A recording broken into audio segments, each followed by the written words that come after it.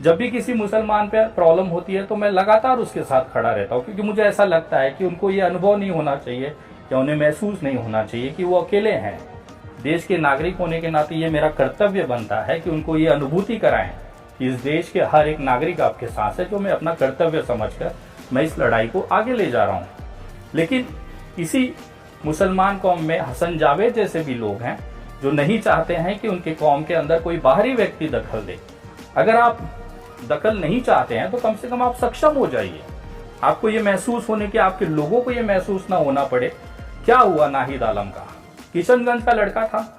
आप जहाँ के नेतृत्व करते हैं, आपको लगता है किशनगंज सीमांचल आपके बाप का राज है, आपका बाप का अड्डा है, तो आप क्यों नहीं नाहिद आलम को मदद किए? जे अस्पताल में वो इंसान मर रहा था। 3,80,000 रुपए का चंदा विनय दुबे और बाकी लोगों के मिलके जमा कराया, उसका ऑपरेशन कराया, तब आप गायब हो जाते हैं। लेकिन जैसे ही विनय दुबे किशनगंज के लोगों के मदद की बात करेगा, आप एक्टिवेट हो जाते हैं कि यूपीआई आईडी दिया, अपना बैंक अकाउंट दिया। आपने भी तो 5 लाख रुपए का वादा किया था हसन जावेद, कहाँ है वो 5 लाख रुपया? अगर कोई आपसे हिसाब मांग ले कि 5 लाख रुपए का हिसाब दो, बैंक स्टेटमेंट रख दो, तो आप बोलोगे कि जाके उनके घर पता कर लो, मिन्हाज के घर जाके पता करो, उनका बैंक अकाउंट चेक करो। क्यों किया जाए? आपने वादा किया है, आप सबूत रखिए। यही होता है डर आपके अंदर, क्योंकि आपके अंदर जो वो चोर बैठा हुआ है ना, ऊपर क्या जवाब दोगे मेरे भाई? कि ऐसे 2 रुपया गुटखा के छाप के गुटखा में हम लोग बिक जाते हैं, दलाली करते हो, आप नीचे दलाली कर लोगे, वहां किसको जवाब दोगे? आज हर किशनगंज का आदमी, हर सीमांचल का आदमी आपकी वजह से सर झुका के रहता है। आपकी वजह से उसके सम्मान को ठेस लगी है। आपकी वजह से, आपकी नालायक और बेहूदगी वाली आरोपों की वजह से ना वहां के लोग शर्मिंदा होते हैं। कम से कम अपनी इज्जत का नहीं, किशनगंज और सीमांचल की इज्जत का तो आपने ख्याल रखा होता। इतने ही बड़े आप किशनगंज और सीमांचल के हितैषी होते ना, तो आज विनय दुबे के लिए लोग आपको गाली नहीं दे रहे होते अपने ही लोगों में। आपके अंदर अगर सही में समाज में कुछ करने का जज्बा होता, हिम्मत होता, सोच होती ना, तो आज आपके ही किशनगंज के, आप ही के कौम के लोग आपको गालियां नहीं दे रहे होते। कम से कम मुझे ब्राह्मण समाज गाली नहीं देता है। कम से कम मेरा जो सनातनी, जो भारतीय जनता पार्टी के जो कार्यकर्ता, उनको छोड़ दीजिए। बाकी लोग ना दिलों में बसा के रखते हैं विनय दुबे को, क्योंकि जो मानवता, इंसानियत है, वही मेरा धर्म सिखाता है, मेरा सनातन सिखाता है, वही आपका इस्लाम सिखाता है। मेरे धर्म में कहा गया है कि नर सेवा ही ईश्वर सेवा है, मतलब मानव की सेवा करना ही ईश्वर सेवा है। यही चीज आपके इस्लाम में भी है। लेकिन आप किसी को मदद करने में आपको इतनी जलन क्यों है? मैं वहां आया, हजारों लोगों की भीड़ थी, मैंने तो नहीं बुलाया था। लोग अपने प्यार से, सम्मान से वहां आए थे, इसके लिए आप क्यों जल रहे हैं? आप भी ऐसा काम करिए कि लोग आपके लिए भी हजारों लोग जमा हो। काम करिए मेरे भाई, इस तरह से टांग खिंचाई करके नहीं होता है। समाज में अलग होने के लिए, दिखने के लिए आपको मेहनत करना पड़ता है, बहुत सारे संघर्ष करने पड़ते हैं, आहुतियां देनी पड़ती है। आपने तो बड़े आसानी से कह दिया कफिल खान का पैसा खा गया। कफिल खान के बाप को मैं बोलता हूं, अगर वो सही में सच्चा है तो आप उससे बुलवा दीजिए विनय दुबे ने खा लिया है। मैं भी देखना चाहता हूं। ऐसे झूठे आरोप मत लगाइए। कफिल खान कोई छोटा मोटा बच्चा नहीं है। आज देश के सबसे बड़े चर्चित डॉक्टरों में और एक व्यक्तित्व है। वो इंसान के परिवार का कोई कुछ नहीं बोल रहा है, उसके घर वाले कोई कुछ नहीं बोल रहे हैं, डॉक्टर कफिल कुछ नहीं बोल रहा है, और ना हसन जावेद जैसे दल्ले उनके नाम पर बकचोदी पेल रहे हैं। शाहरुख दुमका में जाके पूछ लीजिए उनके बाप से, उनके भाई से, ले आइए स्टेटमेंट, दिखा दीजिए किशनगंज सीमांचल, जितने भी आरोप लगाए, एक भी सबूत आप रख पाए। मैंने तो आपको 5 दिन का समय दिया था ना, मिन्हाज के घर चले जाइए, उनके परिवार से बुलवा दीजिए, विनय दुबे ठग कर लिया। जिसके नाम पे ठगी हुई, जैसा आपका आरोप है, उसको कोई दिक्कत नहीं है। आप दलाली करने के लिए क्यों पीछे पड़े हैं? आपको मुझसे पैसे चाहिए, मांग के ले लो, मैं भिखारी समझ के तुमको दे दूंगा। जिस तरह से भिखारीगिरी तुम करते हो ना, दर दर जाके ये अपना भट्टे पे पहुंच जाओगे, 200-500 रुपया ले लोगे, कहीं किसी अस्पताल पहुंच जाओगे, 200-500 रुपया ले लोगे। ये मैं आरोप नहीं लगा रहा हूँ, एक बस एक बात, एक शंका रख रहा हूँ। नहीं तो कल को रोने लगोगे, सबूत दो। मेरे पास इस बात का कोई सबूत नहीं है। लेकिन तुम जैसे गुटखा छाप जो पत्रकार होते हैं ना, वो ऐसे ही होते हैं। 2 पैकेट गुटखा में अपनी ईमान और धर्म को बेच डालने वाले ऐसे लोग, आप तो इस बात का, ईमानदारी का और सच्चाई का तो बात ही ना करें तो बेहतर है। अगर आप इतने बड़े सच्चे और ईमानदार होते ना मेरे भाई, आप मेरे से उम्र में बड़े हैं, आपने मुझसे ज्यादा दुनिया देखी है। लेकिन विनय दुबे का अनुभव तुम जैसे चूतियों से लड़ते लड़ते ना दुगना तिगुना है। इसी के लिए शायद ईमानदारी की वजह से छाती ठोक कर दुनिया के सामने देश के सामने बैठता हूँ, तुम्हारे जैसे मुंह छुपाकर भागता नहीं हूँ किसी चैलेंज से। तुम अभी बच्चे हो मेरे सामने, तुम होगे उम्र में बड़े, लेकिन सामाजिक कार्य में, देश की लड़ाई में तुम अभी बहुत छोटे हो मेरे से। जब जब भारतीय जनता पार्टी के खूंखार कुत्तों ने भौंका है ना, विनय दुबे पहुंचा है वहां पे, चाहे गाजियाबाद हो चाहे दिल्ली हो। तुम भी भौंकोगे, किशनगंज भी आऊंगा अगर तुम चैलेंज मान लो तो। किशनगंज में उसी दिन कदम रखूंगा जिस दिन हसन जावेद ये कह देगा कि मुझे विनय दुबे का चैलेंज मंजूर है। तो मैं मानूंगा यार तू एक बाप की पैदाइश है, लड़ न मर्द जैसा। कब तक ये टुटपुटिया छोटे मोटे बच्चे भी। करण कुमार का क्या उम्र है, उसकी क्या औकात और क्या दिमाग है।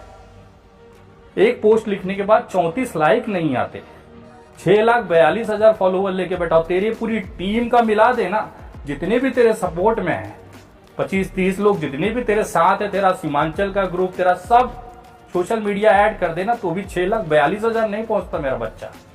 बाप है बाप। और लोग 6,42,000 लोग फॉलो इसलिए करते हैं क्योंकि उनको पता है कि विनय दुबे कभी गलत नहीं करता, पारदर्शी है, ईमानदारी से मेहनत करता है, एक एक रुपए का हिसाब सोशल मीडिया पे रखा है।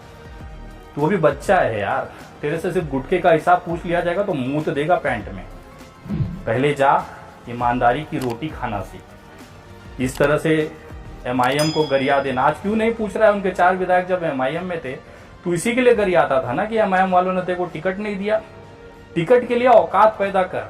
आज विनय दुबे जिस विधानसभा, जिस लोकसभा पे हाथ रख देना, कोई भी पार्टी बोल देना, उस पार्टी का टिकट सामने से चल के आएगा। ये हैसियत है विनय दुबे की। आज राहुल गांधी से लेके, मायावती से लेके, ममता बनर्जी से लेके, उद्धव ठाकरे से लेके, आज सीधे फोन पे बात होती है। तेरे जैसे किसी दल्ले की जरूरत नहीं होती है कि कफिल खान के लिए बात करना है तो हसन जावेद को फोन लगाना पड़ेगा। भारत जोड़ो यात्रा से आने के बाद 104 डिग्री बुखार होने के बावजूद भी, 2 दिनों से बेड पर होने के बावजूद भी, कमजोरी छाई होने के बाद भी लोगों के बीच से नहीं कटा। मैं लगातार उनसे बात करता रहा, उनकी प्रॉब्लम सॉल्व करता रहा, फोन मेरा चालू रहा। यही कारण है कि लोग विनय दुबे को दिल से इज्जत देते हैं, प्यार देते हैं, सम्मान देते हैं। मेरी आवाज लड़खड़ा रही होगी कि कमजोरी और बुखार की वजह से तेरे जैसे गंडुओं से डरता नहीं है विनय दुबे।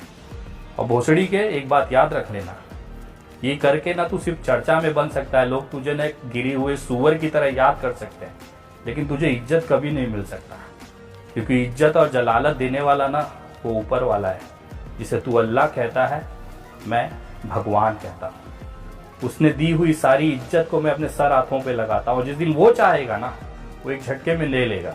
तेरे जैसे कुत्तों और सुअरों की ना औकात नहीं है विनय दुबे को लोगों को दिल से निकाल सके। तो पूरी ताकत लगा ले। किशनगंज ने तेरी औकात देखी। मिन्हास के जो आरोपी हैं उससे पैसे लेकर तूने इस मुद्दे को भटकाने का पहले दिन से कोशिश किया। तू पहले पूरी ईमानदारी से लगा था।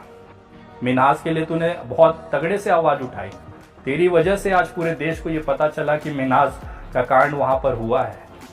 लेकिन तुझे इतनी जलन है कि मेरा क्रेडिट विनय दुबे ले गया। विनय दुबे की वजह से ये मामला खराब हुआ। तू यही लिखता था और तेरे लोग लिखते थे ना। एक बात बता, विनय दुबे इतना पावरफुल है, तू खुद मानता है ये बात को कि विनय दुबे के आने की वजह से मामला हल्का हो गया। ये तुम्हारे किशनगंज के लोगों की कमजोरी है मेरे भाई। इसको विनय दुबे के, तुम्हारी नाकामी को ना विनय दुबे के मत्थे मत चढ़ाओ। विनय दुबे सिर्फ एक दिन कुछ घंटे के लिए किशनगंज आया था। तुम लोग 2 महीने 1.5 महीने से वहां पर चप्पलें घस रहे हो। इसका मतलब ये तुम ये कहना चाहते हो कि तुम वहां सफल नहीं हो पाए तो बिल विनय दुबे के नाम पे फाड़ दो। अगर तुम्हारी इतनी औकात होती, मैं पूरे किशनगंज के युवाओं को कह रहा हूँ, तुम्हारी अगर इतनी औकात होती तो मिन्हास की वाइफ आज अकेले कोर्ट और कचहरी चक्कर नहीं काट रही होती। अभी भी मिन्हास को इंसाफ नहीं मिला है और मिन्हास को इंसाफ तब तक नहीं मिलेगा जब तक हसन जावेद जैसे लोग इस समाज में होंगे, जो केवल कुछ गुटखा के पैकेट के लिए, कुछ 100-200 रुपल्ली के लिए एक मामले को दबाने की कोशिश कर रहे हैं। पहले दिन से यूपीआई का विनय दुबे ने अपना अकाउंट का मामला किसने पहला छापा? खबर सीमांचल ने। क्या जरूरत थी? मैं आया था किशनगंज, आके मुझसे हिसाब ले लेते, लेकिन केवल सोशल मीडिया पर इस मामले को भटकाने के लिए हसन जावेद जैसे दल्लों को इनके आरोपियों ने आगे कर दिया और वो सफल भी हुए। किशनगंज के बीच में सिर्फ विनय दुबे और हसन जावेद का ही झगड़ा चलता रहा चर्चा में। मिन्हास को धीरे धीरे लोग बदल दिए, बगल कर गए। फिर वापस से वहां के युवाओं ने कोशिश की आंदोलन करना चाहा, फिर हसन जावेद वीडियो बनाना चालू किया। आपने कभी गौर किया है कि जब जब ये मामला तूल पकड़ता था तब हसन जावेद विनय दुबे का नाम लेके वीडियो क्यों बनाता था? क्योंकि इसको दलाली करनी थी 200-500 रुपए के लिए। अरे मेरे भाई, तू कीमत बोल, तेरे पूरे खानदान को खरीदने की औकात रखता हूं। जगुआर गाड़ी नीचे खड़ी है, कितने ही ऑफिसे चला रहा हूं, हजारों सैकड़ों लोगों का घर चलाता हूं, एक तेरा भी सही नहीं, कम से कम किसी मरे हुए इंसान के छोटे से बच्चे को तो तरस खाया होता। कितना दलाली कर लेगा और क्या दिखाएगा ऊपर मुंह? कितने में बिका है बता? विनय दुबे देगा तुझे उसका दुगना पैसा देगा। चल मिनास के इंसाफ के लिए लड़। अब जब पूरा मामला खत्म होने आया तो खाड़ी का मामला उठा के चल गया। तेरी वजह से ब्रिज बनेगा, तेरी औकात है ब्रिज बनवाने की, चल चल तू ये भी बनवा ले। आज तक कौन सा काम पूरा किया है तूने? सिर्फ एक मुद्दे पे जाना, 200-500 रुपया कमाना, फिर दूसरे मुद्दे पे कूद जाना। घर चलाना है, सबको मानता हूं, ईमानदारी से फेसबुक व्हाट्सएप चलाना यार। यूट्यूब चैनल है तेरे पास, चला, नहीं आता वहां से पैसा। 16-16 हजार डॉलर महीने का कमाता हूं फेसबुक और यूट्यूब से। ईमानदारी से मेहनत करो ना तो ऊपर वाला रास्ता देता है, भूखा नहीं मारेगा। 16,000 डॉलर का मतलब मालूम है? 12 से 13 लाख रुपए महीना विनय दुबे कमाता है, जिसमें से आधा पैसा लोगों को बांट देता है। तेरे जैसा चिल्ला के नहीं बांटता है। मैं आया था मिनास के घर में चुपचाप गुप्त तरीके से, मैंने 50,000 रुपए मेरी तरफ से मिनास के पत्नी के हाथ में रखे थे। मुझे उसका ढिंडोरा नहीं पीटना था, लेकिन तुम जैसे समाज के गंदगी ने ना, समाज के सुअरों ने और कुत्तों ने मुझे मजबूर किया ये बताने पे कि मरी हुए पति की औरत को, बेवा को मैंने 50,000 रुपये दिए। मेरे लिए बहुत शर्मिंदगी की बात थी वो। तुम्हारे लिए गर्व की बात होती है 500 रुपया डाल के स्क्रीनशॉट भेजिए, चेपिए, किसने कितना दिया दीजिए, और शर्म आती है। उसका पति मर गया, बेवा मर गया, उसकी इज्जत को खिलवाड़ कर रहे हो तुम लोग। कितना पैसा चाहिए बोल हसन जावेद? तेरी औकात से न ज्यादा दूंगा मैं। तू एक बार मुंह तो खोल। दल्ले, तुझे सिर्फ 4 गुटखा दूं ना पैकेट का, तू मेरे लिए रंडी नाच नाचेगा उधर किशनगंज के रस्तों पर। रंडी नाच, तेरी औकात उतनी है। 4 गुटखा के पैकेट पे कहीं किसी भी दरवाजे पे नाचना है तुझे। ये तेरी हैसियत है, ये दिखा है किशनगंज के लोगों ने। अभी भी तेरे पास समय है। आगे किसी भी इस तरह के मौत के मामले में ना मजाक मत बना मेरे भाई।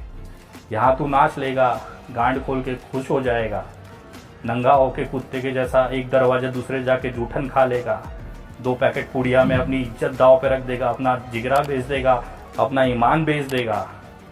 तू क्या ईमानदारी और पारदर्शिता की बात करेगा रे? जा, बच्चा है तू, अभी बड़ा हो, थोड़ा सा मैच्योर हो, समाज में कम से कम ऐसा इमेज बना, ऐसा अपना व्यक्तित्व बना, निखार कि कम से कम एक बाप अपनी बेटी देने के लिए तुझे तैयार हो।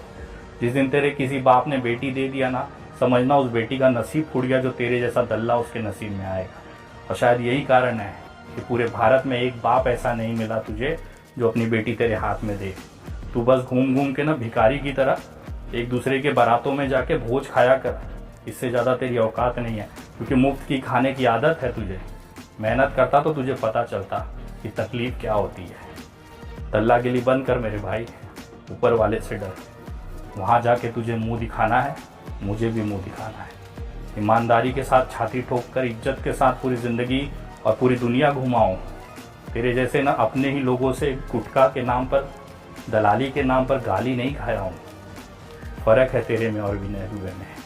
आज तुझे इतना ही समझ जाना चाहिए, किशनगंज और सीमांचल का युवा विनय दुबे के लिए तुझे गाली दे रहा है, ये तेरी औकात है।